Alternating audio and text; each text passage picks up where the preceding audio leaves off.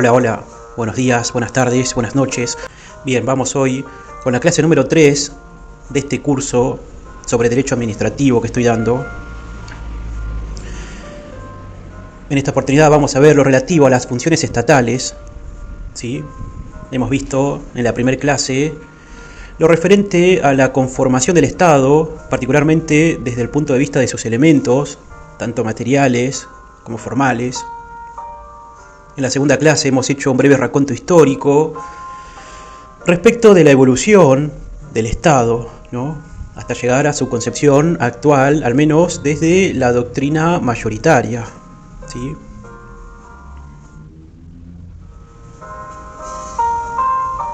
Bien, en esta tercera clase, como bien dije, vamos a ver lo referente a las funciones estatales, ¿sí? Así que sin más preámbulos, comencemos.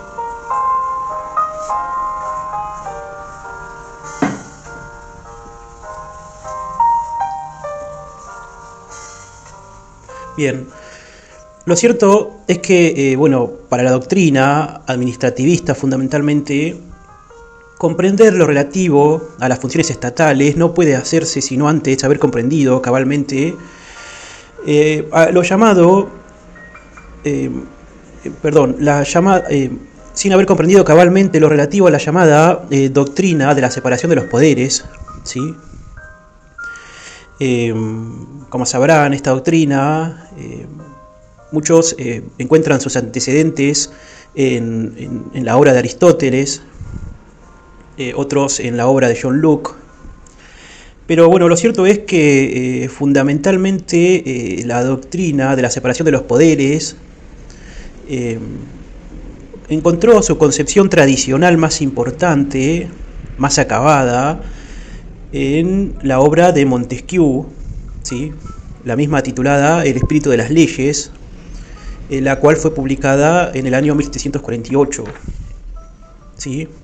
Bien, bueno, ¿qué es lo que tienen de común, digamos, todos estos autores, tanto John Locke como Montesquieu, luego Hamilton, incluso Aristóteles, en parte Platón? Bueno, es que se intentó buscar alguna forma de mellar o de oponer un obstáculo al ejercicio abusivo del poder estatal, ¿no?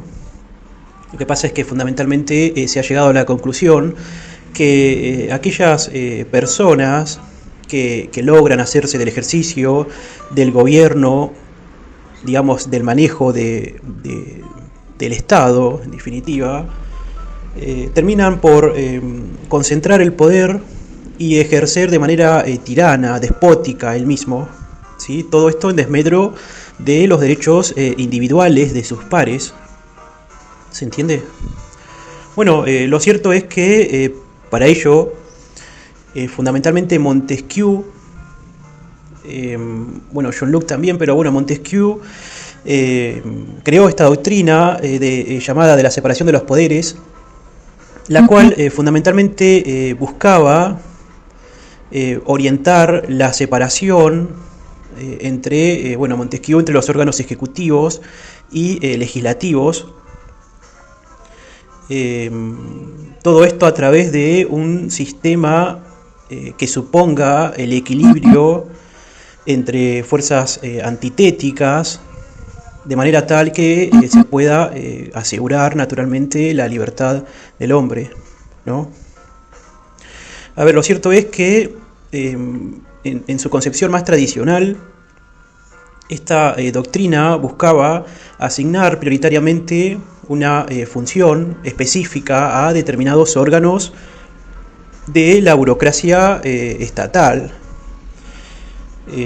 Lo cierto es que el poder estatal es indivisible, el poder estatal es el mismo siempre, pero por ello, para limitarlo, lo que se buscó hacer es asignar determinadas funciones prioritarias a determinados órganos en específico, ¿no? Esto igualmente como una obra del siglo XVIII, actualmente en retrospectiva no es más que un concepto histórico, ¿no? digamos que la misma no ha sido interpretada de la misma manera en el mundo.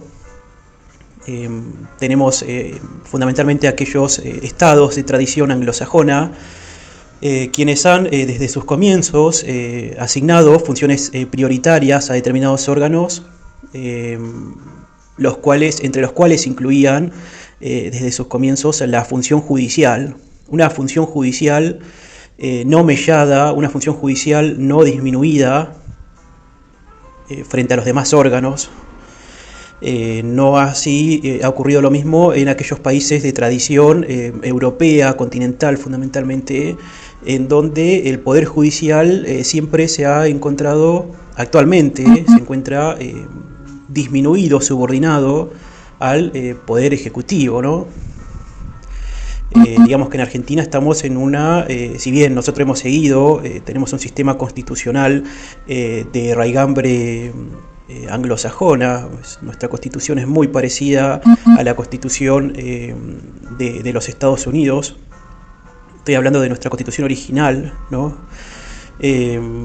La misma dividía al Estado fundamentalmente en tres órganos, dividía y divide al Estado en tres órganos, legislativo, judicial, ejecutivo, y en donde si bien hay, o al menos se entiende que hay equilibrio entre ambos poderes, digamos que también hay una especie de balances y contrapesos, de controles recíprocos entre los tres poderes.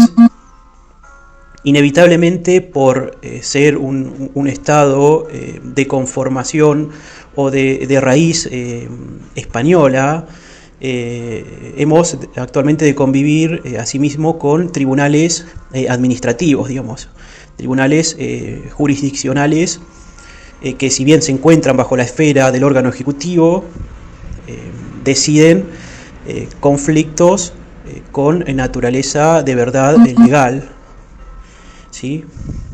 Esto igualmente mediante la jurisprudencia va a ser luego matizado para conservar la doctrina de la división de poderes, ¿no? Creo que para este punto es importante leer tanto el fallo, bueno, hay dos fallos, no recuerdo exactamente los nombres, pero bueno, uno es Poggio, a ver, tengo anotado por acá. Bueno, sí, Fernández Arias contra Poggio, gran fallo, importantísimo para entender la legitimidad de los tribunales administrativos, ¿no? Tribunales que pueden resolver y tomar decisiones, digamos, competencia que en principio debería pertenecer exclusivamente al órgano judicial. El otro fallo es el fallo Estrada, también es importante porque viene también a darnos algunas notas, características de estos tribunales, y bueno, y a diferenciarlos fundamentalmente de los tribunales del órgano judicial, ¿no? Tribunales de justicia del órgano judicial. Así que, bueno, a ver, como dije entonces, para entender la función estatal o las funciones estatales, como bien dijimos, es importante comprender en primer término la llamada doctrina de la separación de los poderes. Igualmente, como digo, esto no es más que un concepto histórico. El mismo se ha aplicado de diversas maneras en el mundo, pero fundamentalmente, a la vez que concepto histórico, también es un concepto instrumental. Un concepto es un artilugio, una herramienta que actualmente sirve, al menos a la doctrina administrativista, para comprender y delimitar el ejercicio de las funciones estatales, ¿no? Pero bueno, como concepto histórico y concepto instrumental, el valor de la tesis de Montesquieu consiste fundamentalmente en los determinados principios, como ser el principio de coordinación, el principio de equilibrio, el principio de especialización y de fiscalización recíproca, ¿sí? Digamos que si algo nos ha dejado Montesquieu es fundamentalmente poder comprender el ejercicio de las funciones estatales desde estos principios, ¿no? Tanto lo que es la coordinación, tanto lo que es el equilibrio entre poderes, la especialización de cada poder y la fiscalización recíproca entre sí. Ahora, al momento de hablar de funciones estatales, dicho esto, debo señalar que se ha buscado desde esta doctrina procurar la adjudicación de cada una de las funciones del Estado a órganos distintos y separados, con independencia orgánica, ¿sí? Digamos que al órgano ejecutivo se le ha asignado la función administrativa, la función ejecutiva, al órgano legislativo se le ha asignado la función legislativa y al órgano judicial la función prioritaria jurisdiccional, ¿no?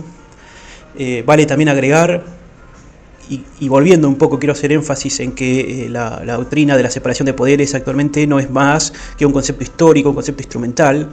Si bien en la propuesta de Montesquieu, cada órgano, quien ejerce una función prioritaria y específica, no podía ejercer otro tipo de función, ¿no? Bueno, esto actualmente no es así. Si bien cada órgano ejerce una función prioritaria, desde la misma Constitución se le asigna una función prioritaria. Como dije, el Poder Ejecutivo, la función ejecutiva, la función administradora, ¿no? Al Poder Judicial, la función jurisdiccional, y al Poder Legislativo, la función legislativa. Vamos a ir a posteriori desgranando un poco más estos conceptos, pero lo importante a tener en cuenta acá es que a cada órgano se le asigna una función prioritaria, pero no específica, sino una función prioritaria y concurrente, digamos, con las demás funciones. A ver, el Poder Judicial, si bien ejerce la función de tomar decisiones y resolver con naturaleza de verdad legal un conflicto determinado, un caso determinado, además también ejerce función administrativa y función legislativa, reglamentaria. Función administrativa, por ejemplo, se da en el caso respecto del manejo de su personal, la toma de decisiones respecto de su propio personal, sanciones, etc. En el marco de las funciones legislativas o reglamentarias que ejerce el órgano judicial, pueden identificarse, por ejemplo, la emisión de reglamentos de funcionamiento propios para su mismo órgano, ¿no? Lo mismo pasa en el caso del Poder Legislativo.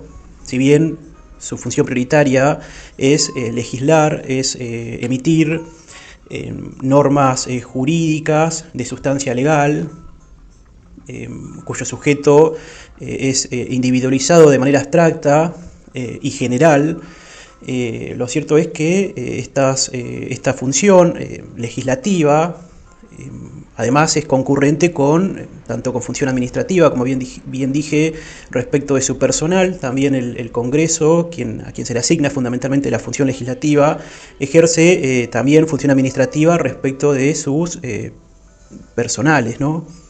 Pero también ejerce función judicial, función jurisdiccional. Hay que hacer también una breve distinción, eso lo iremos haciendo de a poco, entre función judicial y función jurisdiccional, ¿no?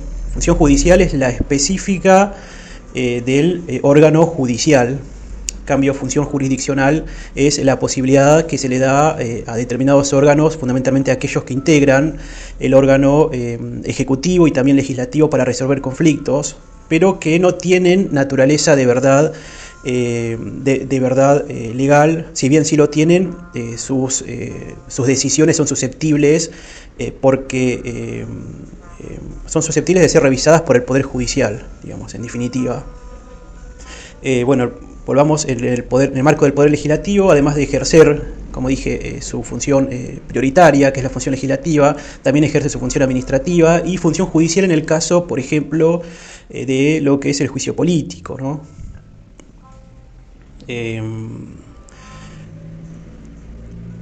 Además, en el marco de la función ejecutiva pasa lo mismo.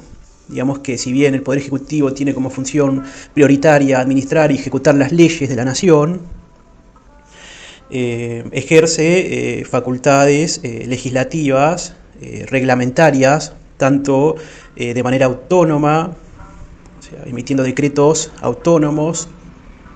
Además puede emitir decretos reglamentarios que vienen a reglamentar leyes del Poder Legislativo para hacer así más ágil el ejercicio de esa ley.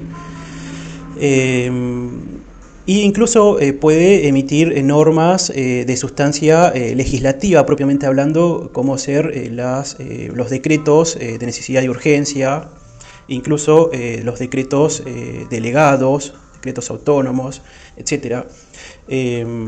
Digamos que el Poder Ejecutivo es actualmente uno de los poderes que mayor atribución desde la Constitución, si bien la última reforma de la Constitución Nacional se realizó con la excusa de mitigar o de disminuir un poco el ejercicio, el hiperpresidencialismo, como se decía. Creo yo que se ha logrado el efecto contrario, justamente porque se le ha dado, y esto aún sigue vigente, atribuciones que por ahí competen en realidad a otro órgano. Si bien la emisión de estos decretos se encuentran, además, son susceptibles de ser fiscalizados, incluso de ser rectificados o no, eso también lo vamos a ir viendo, es materia del derecho administrativo y del derecho constitucional. Actualmente lo cierto es que el Poder Ejecutivo emite órdenes, emite leyes, o al menos decretos, pero que son de naturaleza legislativa. Incluso puede hacerse un paralelismo en el caso de los municipios, a través de sus ordenanzas. También se discute mucho la naturaleza, hay mucha jurisprudencia al respecto de la naturaleza de las ordenanzas municipales. Pero lo cierto es que ejerce además una función legislativa muy importante. También el Poder Ejecutivo, el órgano ejecutivo, además de ejercer función ejecutiva y función legislativa, como dijimos, también ejerce funciones jurisdiccionales. Esto tiene que ver porque, bueno, como le compete por mandato constitucional, la administración de la nación, de los negocios de la nación, hay ciertas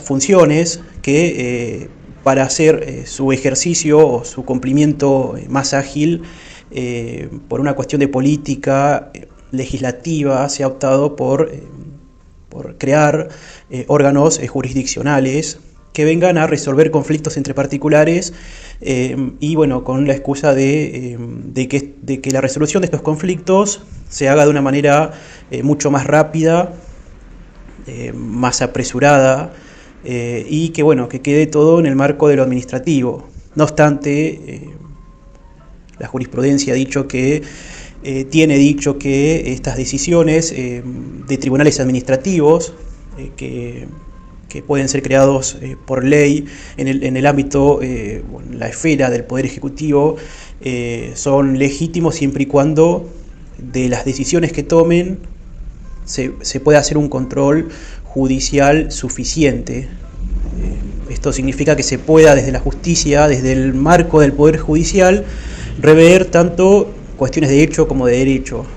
Vamos a ir, como digo, con el pasar de este curso de clases, ir abordando cada arista de lo que hoy estoy hablando. Aún estamos en una etapa muy primigenia para entender estas cuestiones. Así que, bueno, ¿qué es lo que quiero que quede o poner de manifiesto? Es que las funciones estatales se comprenden fundamentalmente luego de haber comprendido la doctrina de la separación de poderes, que actualmente la doctrina de la separación de poderes como concepto instrumental sirve fundamentalmente para tener en cuenta principios rectores como ser, por ejemplo, el principio de coordinación, el principio de equilibrio, el principio de especialización, que nutren esta doctrina de separación de poderes, incluso el principio de fiscalización recíproco entre poderes, que vienen a nutrir la asignación prioritaria que la Constitución Nacional le da a cada órgano específico del Estado para ejercer funciones determinadas o predeterminadas. No obstante, además, quiero que quede de manifiesto que si bien cada órgano del Estado ejerce una función prioritaria, además ejerce funciones concurrentes, como ser funciones de naturaleza, en el caso del poder o del órgano ejecutivo, funciones de naturaleza legislativa y naturaleza jurisdiccional, en el caso del poder órgano legislativo, funciones de naturaleza además administrativa o ejecutiva y funciones de naturaleza jurisdiccional, lo mismo en el caso del poder judicial. ¿Sí? Bien, bueno, dicho esto, ahora me gustaría hablar respecto de las diversas concepciones que existen de las funciones, de la función administrativa, ¿sí? Luego haré lo mismo respecto de la función normativa, legislativa, jurisdiccional y bueno, por último terminaré la clase con la función gubernativa. Digamos que la función gubernativa se encuentra muy discutido, esto es más objeto de estudio del derecho constitucional, pero se encuentra muy discutido esta función porque bueno, es aquella función de naturaleza política que en principio ejercen los máximos jerárquicos de cada órgano, pero que tienen naturaleza política y por ende no son susceptibles de control judicial, sino que comprometen al Estado en sí y bueno, son organizaciones gubernativas fundamentalmente porque son funciones o actos o decisiones de gobierno, ¿sí? También se conocen como actos institucionales, ¿sí? Bueno, centrémonos ahora en lo relativo a la función administrativa. Digamos que en principio la génesis de la administración pública puede ser interpretado desde un punto de vista histórico. Muchos autores ubican su nacimiento en la época napoleónica, en donde se opera una mutación fundamental respecto del papel o de la gravitación que hasta entonces tenía el poder administrador o el poder del Estado en sus competencias, ¿no? Lo cierto es que se ha visto fundamentalmente, como dije, desde la época napoleónica, como el Estado ha venido a ampliar progresivamente sus competencias, la cual bueno, ha continuado hasta nuestros días, ¿sí? Digamos que se opera desde el gobierno de Napoleón hasta el presente una evolución o una suerte de abandono respecto de lo que antes se entendía por la administración, digamos desde una concepción lockeana o de Montesquieu. La administración servía para sostener el ejercicio de la ley, ¿no? Para ejecutar la ley fundamentalmente. Lo cierto es que desde el gobierno de Napoleón en adelante no se ha visto más que la asunción del poder del órgano administrador de un complejo de múltiples actividades, ¿sí? Bueno, entonces esto es como concepto introductorio. Posteriormente han surgido diversas concepciones, acepciones que intentan explicar este órgano administrativo, digamos el órgano de la administración pública fundamentalmente. Digamos que hay una concepción orgánica, una concepción objetiva, por un lado, también hay una concepción subjetiva por el otro, y también hay teorías mixtas y o residuales, ¿sí? Desde una concepción subjetiva de la administración pública, puede entenderse que es función administrativa aquella que derive del complejo de órganos y sujetos encuadrados en el Poder Ejecutivo, ¿sí? Digamos que siempre que haya un órgano que esté bajo o en el marco del organigrama Poder Ejecutivo, la acción, el ejercicio de su función será función administrativa. Esta es una acepción, no la comparto porque yo me estoy más a la naturaleza del ejercicio de la función estatal, ¿no? No me circunscribo exclusivamente a quién es el órgano que emite dicha función. Pero bueno, esta es una acepción, es válida. También existe la acepción que pone el énfasis, digamos, pone el acento en lo objetivo, en la actividad. Básicamente considera función administrativa a las manifestaciones que realiza el Estado. Entre ellas tenemos al acto administrativo, el cual está sometido a un régimen de derecho público exorbitante del derecho privado. Fundamentalmente las notas que caracterizan a este criterio objetivo o criterio material son principalmente su carácter concreto, su carácter de inmediatez, de continuidad. Algunos añaden que su característica fundamental es la de constituir una actividad práctica, espontánea, del poder administrador, a los fines de atender intereses públicos, o de atender la satisfacción de las necesidades colectivas o de interés público, e incluso a la realización del bien común, ¿no?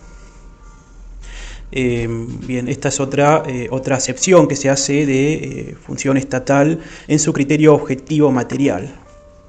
Y también hay otra acepción, otra concepción muy parecida a la concepción mixta, que es la concepción llamada residual, que determina que la administración es toda aquella actividad, digamos, la función administrativa es toda aquella actividad que resta luego de excluir la función legislativa y función jurisdiccional, ¿no? Lo interesante de esta concepción, es decir, de la concepción residual, de la llamada concepción residual, es que admite que la misma puede además ser ejercida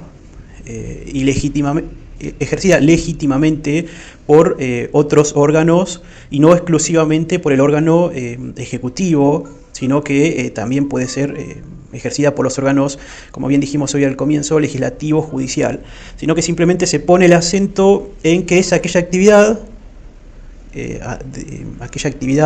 administrativa que resta luego de excluir la actividad o la función legislativa y función judicial, ¿sí? ¿Se entiende? Este es el criterio residual. Para cerrar, digamos a modo académico nomás, además se ha procurado ensayar un criterio mixto, que en el fondo, en definitiva, parece ser basado en la antigua teoría residual de la administración. Digamos que en este concepto mixto de función administrativa se entiende que la función administrativa no se realiza exclusivamente por ningún órgano en forma excluyente, y dado que no se le reconoce un contenido propio que la tipifique, ella deberá definirse como toda actividad que desarrollan los órganos administrativos y la actividad que realizan los órganos legislativos y jurisdiccionales, excluidos respectivamente los hechos y los actos materialmente legislativos y jurisdiccionales, ¿sí? Digamos que este criterio mixto engloba o parte de base de las demás doctrinas y es la que actualmente predomina, ¿sí? Fundamentalmente este criterio mixto explica, de una manera mucho más acabada lo que yo intenté hacer o poner de manifiesto desde el comienzo de esta clase, ¿sí? Bien, entonces vimos lo que es ahí función administrativa. También tenemos función normativa o función legislativa en la administración pública. Este tema es importante porque, bueno, viene a complementar un poco lo que estoy, lo que vengo haciendo énfasis desde el comienzo de la clase.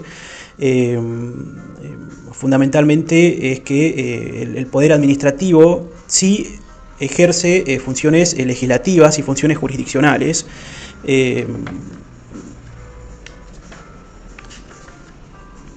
Bien. Bueno, por último, como dijimos, vamos a hablar un poco respecto de lo que es la función gubernativa. Digamos que la función gubernativa